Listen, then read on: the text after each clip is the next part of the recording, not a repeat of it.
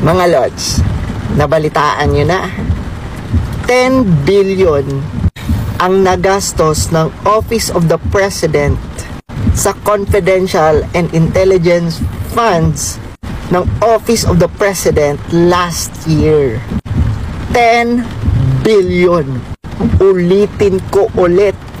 10 billion.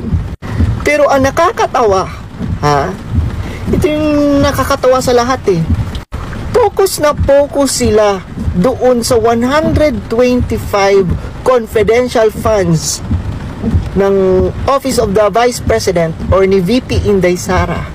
Pero doon sa 10 billion na nagastos ng Office of the President sa confidential funds last year, bakit tahimik sila? Yan yung pinakamalaking katanungan ko talaga, mga Lods, sa totoo lang. Kasi if you want